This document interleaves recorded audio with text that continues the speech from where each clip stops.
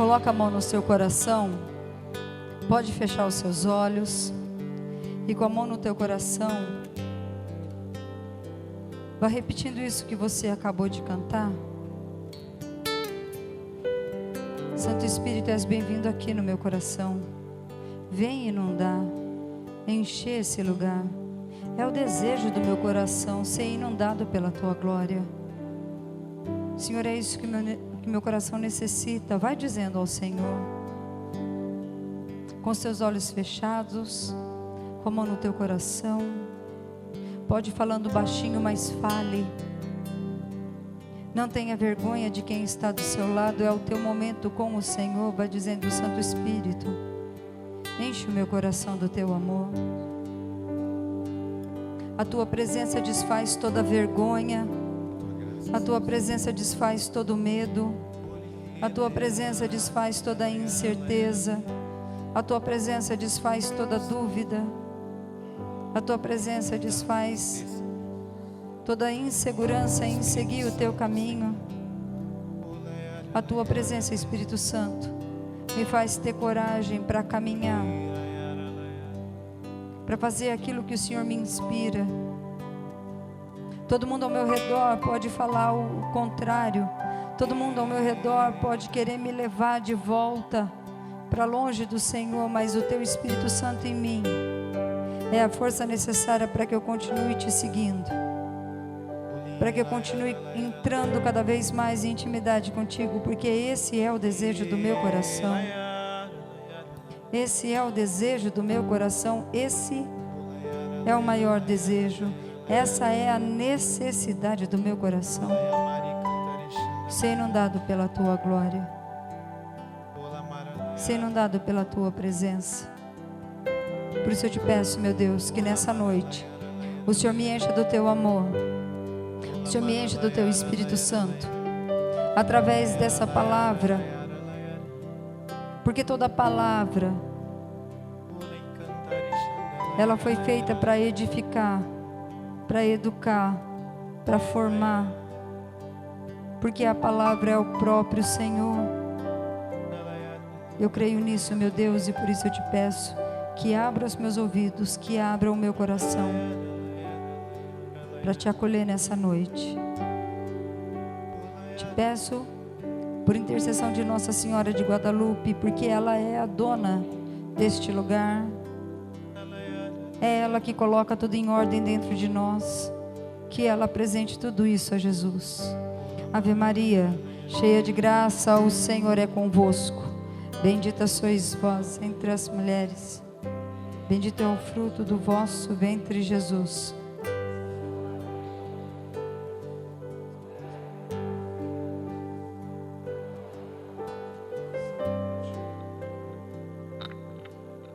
Pelo sinal da Santa Cruz, livrai-nos Deus nosso Senhor dos nossos inimigos. Em nome do Pai, do Filho e do Espírito Santo. Amém. Boa noite. Em homenagem, a todos os casais que estão aqui, principalmente aqueles que fizeram o último acampamento de casais, nós vamos começar essa noite contando uma historinha de amor. Uma historinha bonita de amor. Só que amor não é um sentimento. Isso vocês precisam ter certo na vida de vocês, né? Amor não é um sentimento. Se você acha que amar é você ter um sentimento por alguém que é para sempre, talvez você esteja equivocado. Amar é uma decisão. A gente que trabalha com adolescentes, a gente vê as feridas que são provocadas pelos pais, porque eles querem ser felizes, porque eles não aprendem que amar é renunciar. Amar é uma decisão que a gente faz. Eu não quero que você que está aqui, que é separado, que infelizmente o casamento não deu certo, o relacionamento não deu certo, coloque um peso sobre você, porque Deus não acusa ninguém. Deus não te acusa. E eu confio naquela palavra de Deus que está lá na Bíblia, que diz assim: de todo grande mal, Deus tira um grande bem. Se não deu certo, dá tempo ainda desse buraco que talvez você tenha aberto aí no coração de um filho, de uma filha, de alguém, de você curar com a presença de Jesus. Mas é uma historinha de amor, que não é sentimento, é de renúncia. Talvez você conheça, você vai vê-la, vai ouvi-la de outro jeito hoje. É a historinha de um casal que fazia 50 anos de casado, e daí o pessoal da televisão foi lá para entrevistá-lo. Era perto ali do Dia dos Namorados, e essa televisão foi lá entrevistar. A repórter quis falar com cada um em particular, para saber a receita de ter vivido junto bem 50 anos. Aí, ele conversou primeiro com o marido, né? Me conta, né? Como foi 50 anos de casado? O senhor tem uma receita para passar para nós? Falou: olha, tem muita coisa para ser falado. Só que eu vou contar uma pequena coisa que aconteceu com a gente logo no primeiro dia do nosso casamento. Eu amo comer a ponta do pão. Eu adoro, né, cortar aquela pontinha do pão, passar manteiga, com um cafezinho com leite. Nossa, que delícia que é aquela pontinha do pão. Nosso primeiro dia de casamento, eu fui na padaria. Comprei os pãezinhos, cheguei lá, montei a mesa. Quando ela levantou, estava lá no pratinho dela a ponta do pão que eu tanto gosto para ela comer. Nossa, quando ela levantou, que ela sentou na mesa, ela já deu uma olhada assim para o pratinho dela, deu um sorriso para mim e comeu aquela ponta de pão com tanto gosto. Nossa, o senhor é um homem que doa, né? Que legal o senhor poder renunciar a uma coisa que o senhor gostava pela sua esposa. E nesses 50 anos, todo dia eu faço isso, né? Aí ele foi entrevistar, né, a esposa. E daí a esposa falou: olha, eu me recordo do primeiro dia. Nossa, teu marido acabou de contar. Você vai falar do primeiro dia de casamento? Também vou. Você sabe que eu conheci, a gente namorou, e eu sabia o quanto ele gostava da ponta do pão. E no nosso primeiro dia de casado, ele cortou a ponta do pão e colocou no meu pratinho na hora do café da manhã. A hora que eu vi, e sabendo tanto que ele gostava, que ele estava me dando, eu não tive coragem de falar para ele que eu detesto ponta de pão, né? Eu detesto. Só que eu comi essa ponta do pão esses 50 anos, porque eu sabia que ele estava renunciando a uma coisa que ele muito gostava. E eu renunciei a alguma coisa que eu não gosto para fazer também o gosto dele. É claro que alguns de vocês, assim como eu, pode falar assim: nossa, faltou diálogo para esse casal, né? Faltou diálogo. Só que eu não sei vocês, mas eu experimento muito isso. Às vezes o diálogo empobrece as coisas, né? Às vezes o diálogo deixa as coisas pobres. E a gente está acostumado a querer ser feliz. Não exercita a renúncia, não exercita o fazer o outro feliz. A gente quer ser feliz, deixa eu ser feliz. E não exercita muitas vezes o fazer o outro feliz. Morrer, né? Um pouquinho. Morrer. Para que o outro seja feliz. Então nessa noite, nós vamos falar sobre amor. Vamos falar sobre um caminho. Um caminho maravilhoso que está ao alcance de todos nós. Se você trouxe a Bíblia, por favor, abra no Evangelho de São Lucas, é o último capítulo do Evangelho de São Lucas, o capítulo 24. E nós vamos ler a partir do versículo 13, Lucas 24, a partir do versículo 13. Se a sua Bíblia é a Bíblia da Ave Maria, página 1382. Se você não trouxe a sua Bíblia, traga no próximo grupo de oração. Toda semana a gente faz a leitura de uma passagem bíblica. Claro, você tem o celular, você também pode baixar aí um aplicativo, né, da Sagrada Escritura. Se você for fazer isso, a orientação que a gente passa é que você tome cuidado, existem muitos aplicativos. Então, toma cuidado com qual Bíblia você vai baixar, tá bom? Porque tem Bíblia evangélica, que é diferente da Bíblia católica.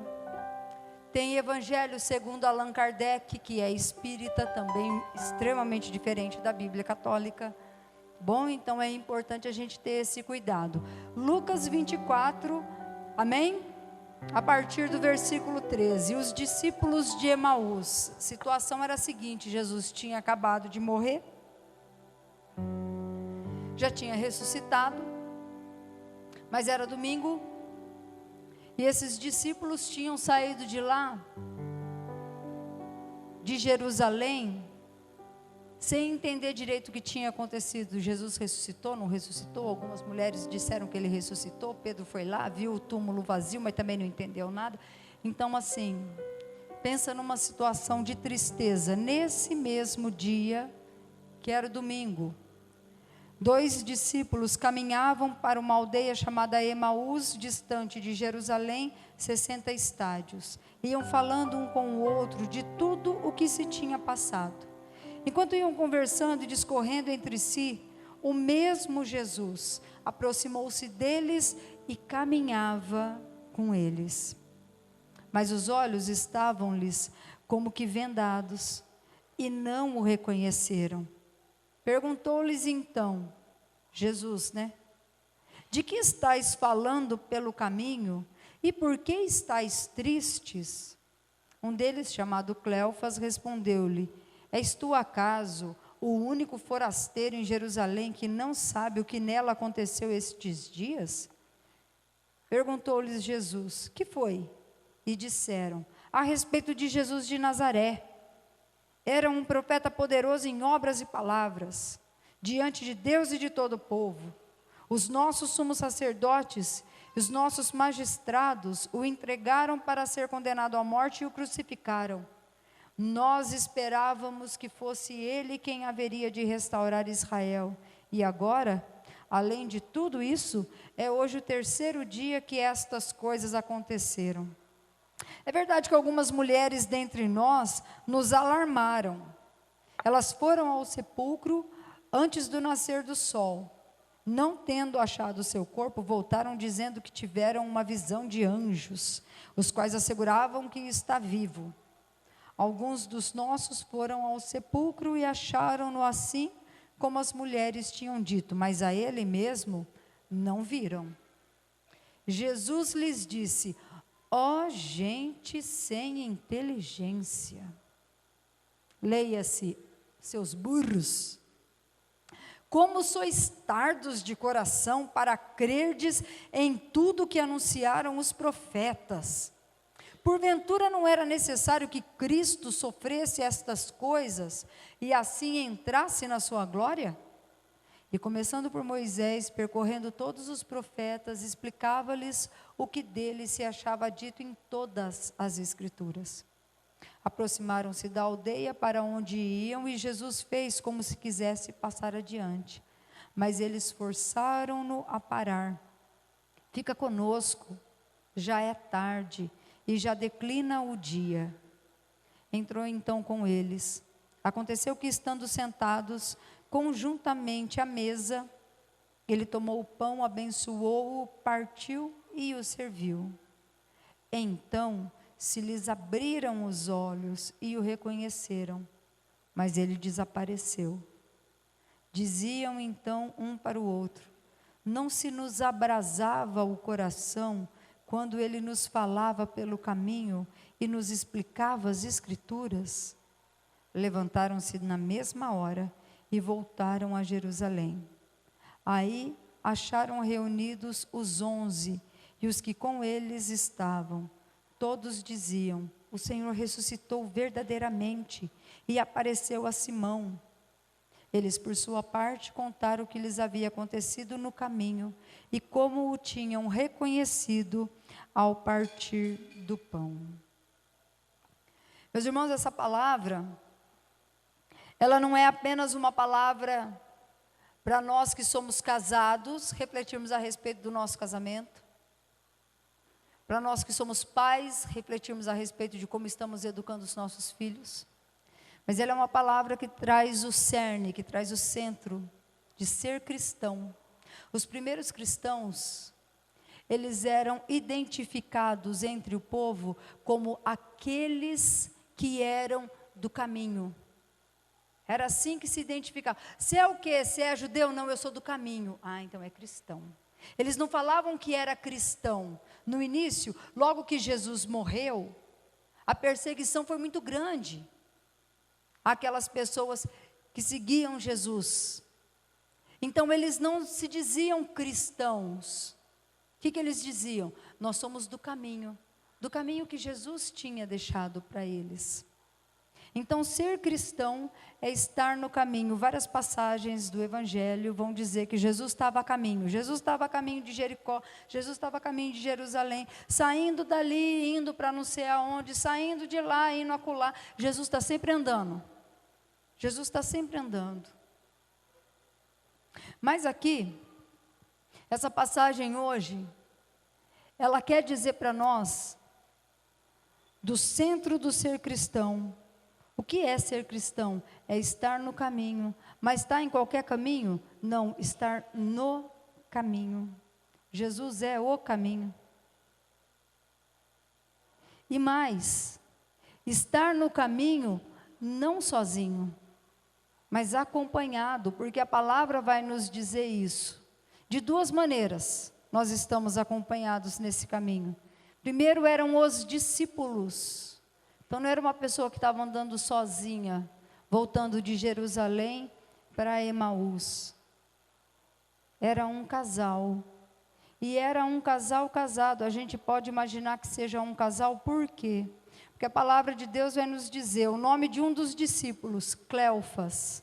Se a gente pegar o início da narração da paixão de Jesus, ainda ali no livro de Lucas, mas também a gente vai ver isso em Mateus, em Marcos, vai dizer que Maria, esposa de Cleofas, estava aos pés da cruz, junto com Maria, Nossa Senhora, junto com João, o discípulo amado.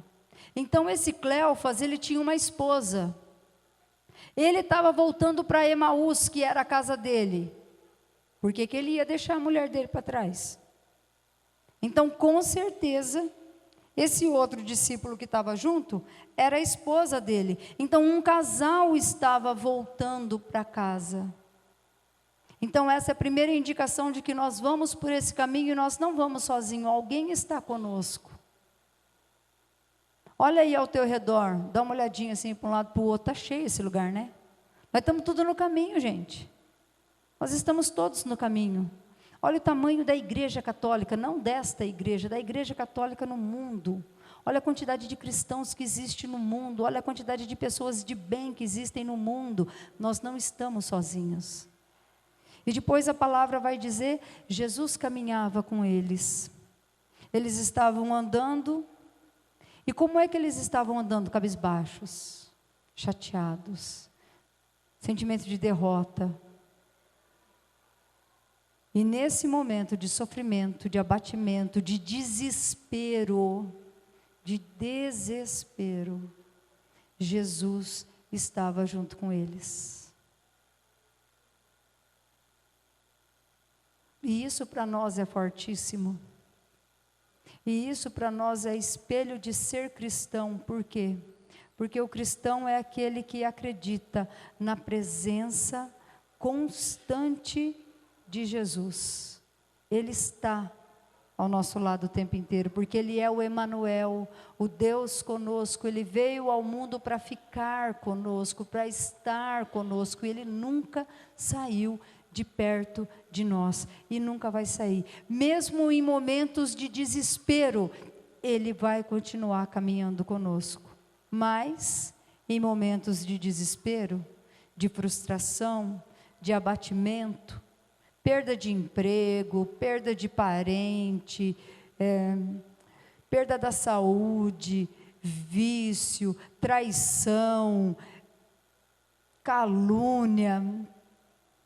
Muitas vezes a gente está tão preocupado com o que está acontecendo com a gente fica tão focado com o nosso problema e como sair dele. O que eu vou fazer agora? Meu mundo caiu, acabou-se tudo, danou-se, não tenho para onde ir, ninguém mais acredita em mim, meu nome está sujo na praça, minha conta está no vermelho, meu filho morreu, e tanta coisa. A gente não consegue ver, além daquela situação que nos abate, que nos deprime, mas ao nosso lado está Jesus, como aqui nessa passagem. Jesus se aproxima deles e eles continuam lá de cabeça baixa. Jesus chega e fala: do que vocês estão falando? Olha que bonito. Jesus não caminha do nosso lado assim só para ver, vai, está lá, está sofrendo, deixa sofrer, mas eu estou aqui do lado. Não, Jesus se preocupa. Jesus se preocupa. Do que vocês estão falando? Qual é a razão aí disso tudo que está acontecendo com vocês? Ele é Deus. Ele sabe do nosso coração, Ele sabe o que a gente vive, mas mesmo assim, Ele chega e pergunta: e aí, como é que você está? Todas as vezes que a gente vem ao grupo de oração, todas as vezes que a gente vai à Santa Missa, todas as vezes que a gente se propõe a ouvir a palavra de Deus, Jesus está sempre fazendo essa pergunta para nós: o que você anda falando pelo caminho? O que anda ocupando o teu pensamento? O que está enchendo aí o teu coração? É sempre isso que a gente escuta. É sempre essa a pergunta que o Senhor nos faz quando a gente para escutá-lo. Ele sempre tem essa pergunta. E eu faço essa pergunta hoje para você. O que você anda conversando pelo caminho? O que tem aí no teu coração hoje? O que anda ocupando os seus pensamentos? Te preocupando, te alegrando, fazendo você gastar teu tempo? Quando você levanta, qual é o primeiro pensamento que vem à tua cabeça? O que te faz ter disposição para levantar e fazer o que você precisa levantar? Ou o que faz você não querer se levantar? O que tem hoje no teu coração? Me impressiona a delicadeza de Jesus, né? A gente precisa aprender com Ele. Ele chegou naquele casal, naqueles discípulos, viu eles cabisbaixo, e Ele chegou com carinho, com cuidado. Ele formulou uma pergunta para eles, para começar um diálogo. Existem 3 palavras que nenhuma mulher deveria falar para o seu marido, para o seu companheiro. Vocês sabem qual é as 3 palavras? Eu te falei. A pessoa já tomou uma decisão errada. A pessoa já mexeu no brio dele, porque ele já fez uma grande burrada. E o homem ele acha que ele manda em tudo, né? Que ele não pode errar, não pode... Aí a mulher, vendo que ele tinha errado, inclusive ela falou para não fazer, ele fez, né? Aí chega e fala para nós: eu te falei. Pronto. Já não tem um diálogo como esses 2 conseguiram ter com Jesus. A gente precisa aprender, né, como abordar as pessoas. A gente precisa aprender como ter a sabedoria de não estragar mais o negócio do que já está estragado. Aqueles 2 estavam já derrotados, né? Eu acho muito bonito isso, né? o sepulcro estava vazio. Mas a razão da nossa fé não é um sepulcro vazio. É a nossa fé que justifica o sepulcro vazio. É a nossa fé, não é um sepulcro vazio. E Jesus tem a delicadeza de começar com uma pergunta que não... vocês estão aí tudo derrotado, meu? Que isso? Não sei o quê. O que tem ocupado os nossos pensamentos? Eu acho essa pergunta de Jesus muito forte para mim, né? Qual é a preocupação que você tem? Qual é? A gente tem amigo que a gente tem rezado por eles porque estão desempregados. É claro que eles estão preocupados com a família, em arrumar um emprego, em pagar as contas. É claro.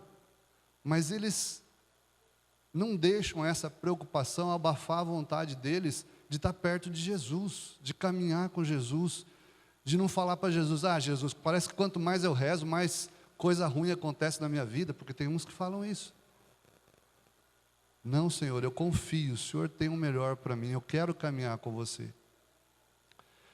A outra parte do Evangelho, que eu acho muito bonita, né?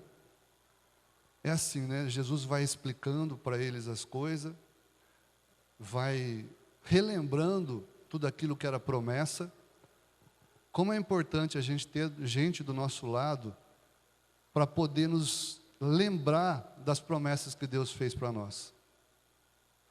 Eu lembro, né? Eu participava de um grupo de oração lá em Presidente Prudente, logo que a gente casou, e a gente foi nesse grupo de oração, e era muito forte o pedido de palavra para Deus. Pedir uma palavra, Senhor, revela aí essa pessoa, uma promessa tua para essa pessoa. E eu lembro que uma senhora, nunca tinha visto na minha vida, depois também nunca mais vi, ela rezou por mim, ela falou assim, olha, a imagem que o Senhor me dá é de você colocando a mão numa porta, e de repente não tem chave, e você fica pensando, como que eu vou abrir? E daí você reluta em colocar a mão na maçaneta, aí você, quando coloca, você consegue abrir a porta.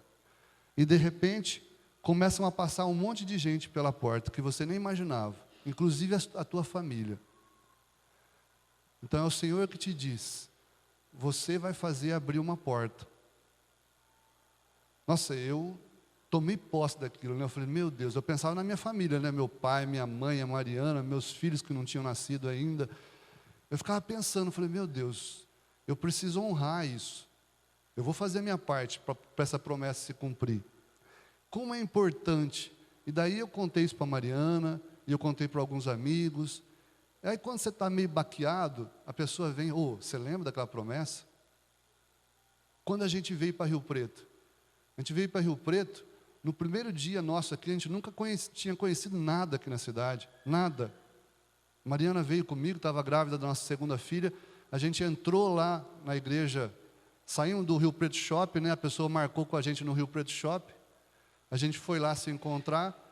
Quando ele foi mostrar a cidade, né, já começa lá pela represa, né, já vai mostrando só lugar bonito na cidade, a gente vai ficando encantado, né? Quando deixou a gente de novo lá, a gente pegou o nosso carro e nós perguntamos para uma pessoa, onde tem uma igreja perto? Aí falaram da Menino Jesus de Praga. Entramos lá no Santíssimo e Deus falou para nós, né?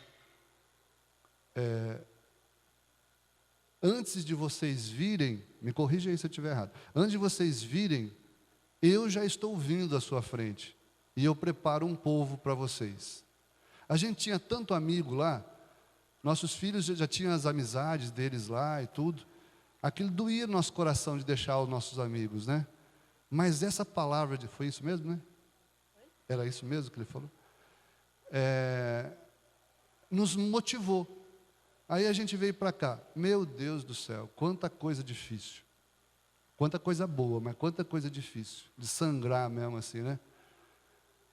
Nessas horas, eu lembrava a Mariana me lembrava, que tinha uma promessa de Deus a se cumprir. Como é importante a gente estar ao lado de pessoas que realmente cumprem a palavra, nos lembram da palavra, né, a se cumprir. Mais bonito é quando eles, todos assim, ainda tristes, vai aquecendo o coração dele. A palavra fala, né, que o coração dele se abrasava. Aí eles pedem para Jesus: Jesus, fica conosco, já é tarde, já é noite. E quantas noites na nossa vida que a gente esquece de pedir para Jesus: fica conosco. E o nome da nossa solidão, o nome do nosso desespero, o nome da crise, do desânimo, do medo, é um só: esquecimento. A gente esquece de falar: Jesus, fica conosco. Jesus, fica comigo. Está chegando a noite. Está ficando tarde. Está ficando escuro. Você já ficou com gripe, né? Você que tem filho, ainda mais filho pequeno, você já deve ter percebido isso também, né? Durante o dia vai bem, à noite, conforme vai escurecendo, vai esfriando, parece que a gripe vai ficando pior, né? Se a gente está doente, parece que à noite a dor fica mais dor, né? Assim, é um mistério isso. E a gente esquece, o nosso mal é o esquecimento. A gente esquece de Jesus. Esquece que Ele está caminhando com a gente. Então pede, pelo amor de Deus, pede. Então assim, para nós que estamos no caminho, nós estamos no caminho. Estamos frequentando um grupo de oração, que vai em acampamento, que vai à Santa Missa. É para nós isso hoje, essa palavra é para você, essa palavra é para cada um de nós. Não vamos nos esquecer de convidar Jesus para ficar com a gente. Está aí o segredo, está aí o segredo. E quando a gente fala: Jesus, fica comigo, não é Jesus, fica comigo e se der certo eu vou fazer o que o Senhor está me pedindo. Não, Jesus fica comigo. E Jesus entrou e Ele sentou na mesa com aqueles dois e graças a Deus colocaram Jesus no lugar central, porque na tradição judaica, se você sentasse na ponta da mesa, você ia ficar ali, mas se você sentasse no centro da mesa, você iria fazer a oração, você iria pedir a bênção a Deus, e colocaram Jesus naquele lugar, sem ter reconhecido, mas colocaram Jesus no lugar central na mesa. E aí Jesus pegou o pão, abençoou, partiu, entregou para eles. Aí os olhos deles se abriram. Aí eles perceberam que eles não estavam mais lidando com pessoa. Aí eles perceberam que aquela dor, que aquele sofrimento, que tudo aquilo era muito menor do que eles estavam vivendo naquele momento, que era a presença do ressuscitado. Gente, se Jesus ressuscitou, imagina assim, ó, morreu, acabou. Não, não acabou, morreu, mas ressuscitou. Gente, se Jesus ressuscitou, o que é impossível para Deus? É impossível a tua conta sair do vermelho? Não é. É impossível o teu marido que bebe parar de beber? Não é. É impossível o teu filho que é desobediente, o que está se drogando, parar, começar a te obedecer, largar o vício? Não é. É impossível você fechar a tua boca, você que vive murmurando? Não é. Se Jesus morreu e ressuscitou, o que pode ser impossível para Deus? Não tem nada que seja impossível para Deus, mas Ele tem que estar no lugar dEle. Na minha vida, na minha casa, Ele precisa estar no lugar, Jesus tem que estar no lugar dEle. Eu não posso querer ocupar o lugar de Deus. Eu não posso querer fazer as coisas pela minha cabeça. Porque eu só enxergo o quê? Eu só enxergo o sofrimento. Eu só enxergo o que não está dando certo. Eu só enxergo o que lascou. E é importante a gente pensar, quando Jesus se revela aos discípulos de Emaús, aquele casal, e depois ele desaparece, os discípulos já não ficam mais pensando: nossa, mas a gente queria tanto que Jesus estivesse vivo e ficasse com a gente. Não, a presença de Jesus ressuscitado, na partilha do pão, ou seja, na Eucaristia, preencheu o coração deles. Pergunto: aconteceu a paixão de Jesus? Sim ou não? Sim. Jesus sofreu, sim ou não? Sim. Jesus morreu, sim ou não? Sim. Aqueles discípulos ficaram tristes, sim ou não? Sim. Mudou alguma coisa na história, sim ou não? Não, não mudou nada. Tudo que está lá relatado aconteceu mesmo. Então, o que mudou, Mariana? O coração deles. O coração daqueles discípulos mudou. E é o que eles vão dizer aqui.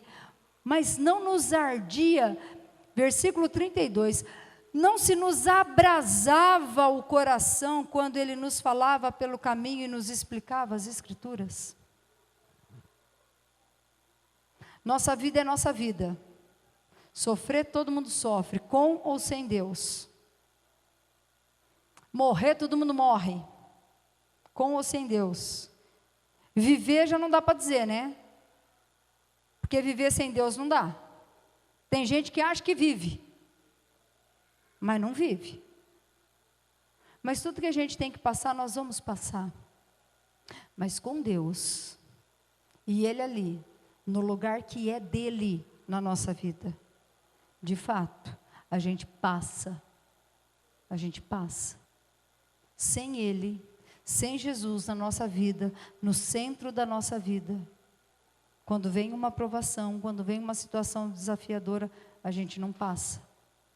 A gente cai, frustrado, derrotado, desesperado. Coloca Jesus no centro da tua vida. Coloca Jesus do teu lado na hora que você estiver caminhando. E isso é maravilhoso nesse evangelho. Porque tudo que vai acontecendo enquanto eles estão caminhando. Jesus vai conversando com eles e eles estão caminhando. E depois que eles param e fazem aquela refeição, o evangelho vai dizer que, gente, de Jerusalém até Emaús, 12 quilômetros, eles fizeram 12 quilômetros a pé. Então você imagina que eles não chegaram cedo em casa, já era noite, a palavra vai dizer, fica com a gente, já está chegando a noite. Eles terminaram aquela refeição, olha o que diz a palavra de Deus, levantaram-se na mesma hora e voltaram a Jerusalém, que não era na outra esquina, eram mais 12 quilômetros de volta. Olha o que a presença de Deus provoca na nossa vida. Olha o que uma vida com Deus provoca em nós. A gente não para de andar. Nós capota, mas não breca. A gente continua andando, com provação, com situações que nos desafiam, mas Jesus está no lugar onde Ele tem que estar na nossa vida. Então a gente continua, não tem nada impossível se a gente está com Jesus. Amém? Amém. Então amém mesmo, que acabou. Então assim, é verdade. Daí a gente olha lá e fala, vixe, amém de verdade. Fecha os seus olhos então. Vamos rezar mais um bocadinho. Eu quero te convidar novamente a pedir que o Espírito Santo venha sobre o teu coração. Coloca a mão no teu coração e vai pedindo, porque é o Espírito Santo o autor da Bíblia. Homens inspirados por Deus, inspirados pelo Espírito Santo, escreveram essa palavra que primeiro foi vivida. Então, Espírito Santo, o Senhor que é o autor do livro da vida, eu quero te pedir que o Senhor venha nos revelando as Escrituras. Sim, Senhor, vá convencendo o nosso coração de tudo aquilo que o Senhor nos falou nessa noite. Sela em nós aquilo que hoje o Senhor nos disse. Vai pedindo com as tuas palavras, vai falando, Senhor, que eu não me esqueça mais de pedir a tua presença junto de mim. Eu entendi, o Senhor caminha sempre comigo, mas se eu tiver com os olhos fechados, caramba, se eu esquecer de pedir para o Senhor ficar comigo, puxa vida. Jesus, que eu não me esqueça mais de te chamar para ficar do meu lado, que eu não esqueça mais de te colocar no centro da minha vida. Jesus, que o Senhor seja mesmo o meu universo, que o Senhor seja tudo, desde o começo do meu dia até o último instante que eu vou dormir, que eu esteja com os meus olhos voltados para Ti, o meu pensamento voltado para o Senhor. Porque é no Senhor que todas as coisas têm sentido, até o sofrimento em Ti, Jesus, tem outro sentido, tem outro significado. Jesus, eu te peço essa graça, que o Senhor cele essa palavra no meu coração, para que eu não me esqueça. Eu estou no caminho, mas eu não vou sozinho. Comigo eu tenho os meus irmãos, eu tenho a minha família. Comigo eu tenho o Senhor. E é o Senhor que me anima, é o Senhor que me empurra, é o Senhor que me dá coragem para renunciar, porque isso é amor. A seguir, porque isso é amor. A acreditar na Tua palavra, porque isso é amor. A continuar e continuar e continuar, porque isso é amor. Que sejas meu universo. Que sejas meu universo.